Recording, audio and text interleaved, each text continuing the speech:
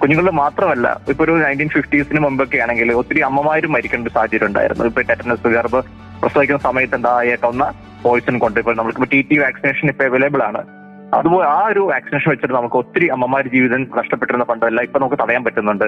അതുപോലെ തന്നെ നമ്മൾ ഇപ്പോ കുഞ്ഞുങ്ങളിലാണെങ്കിലും ഗർഭിണി പ്രസവിക്കുന്ന സമയത്ത് കുഞ്ഞുങ്ങളിലും ഈ പറഞ്ഞ ടെറ്റനസിന്റെ ഇത് വന്നിട്ട്, കാരണം അന്നത്തെ സാഹചര്യങ്ങളും വൃത്തിയില്ലായ്മ ഉള്ള ഒരു പരിസ്ഥിതിയിൽ കുഞ്ഞുങ്ങളെ പ്രസവിക്കുന്ന സാഹചര്യങ്ങൾ ഉണ്ടായപ്പോൾ അങ്ങനെ ഒത്തിരി മരണങ്ങൾ ഇതെല്ലാം നമുക്ക് തടയാൻ സാധിച്ചിട്ടുണ്ട്. അപ്പോൾ നമ്മളിപ്പോ അമ്മമാർക്ക് ഇപ്പൊ നമ്മൾ പലരും വാക്സിനേഷൻ എതിരായിട്ട് നിൽക്കുന്നവർ പോലും ഒരുപക്ഷെ ഗർഭിണിയായിരിക്കുന്ന അമ്മമാര് പ്രസവിക്കാൻ ഹോസ്പിറ്റലിൽ പോകുമ്പോൾ ആ ഒരു അവസ്ഥയിൽ 2 TT വാക്സിൻ അമ്മമാർക്ക് കൊടുക്കുന്നുണ്ട്. അപ്പൊ എന്തുകൊണ്ട് ഈ 2 വാക്സിൻ നമ്മുടെ കുഞ്ഞുങ്ങൾക്ക് കൊടുത്തുകൂടാ? നിങ്ങൾ കുഞ്ഞുങ്ങൾക്കെതിരായിട്ട് നിൽക്കുന്നത് വളരെ തെറ്റായിട്ടുള്ള കാര്യമാണ്. നിങ്ങൾ അമ്മമാർക്കോ അല്ലെങ്കിൽ നിങ്ങളുടെ ഭാര്യമാർക്കോ ഈ 2 വാക്സിൻ TT കൊടുത്തിട്ട് അവരെ ടെറ്റനസ് വരുന്നതിന് പ്രിവെന്റ് ചെയ്യുമ്പോൾ സെയിം ടൈം ഈ ഒരു അർഹത നമ്മുടെ എല്ലാ കുഞ്ഞുങ്ങൾക്കും ഉണ്ട്. നമ്മുടെ എല്ലാ കുഞ്ഞുങ്ങളുടെ ഒരു അവകാശമാണ് വാക്സിനേഷൻ എന്ന് പറഞ്ഞു കഴിഞ്ഞാൽ. എല്ലാവരും ആ വാക്സിനേഷൻ കുഞ്ഞുങ്ങൾക്ക് കൊടുക്കുക.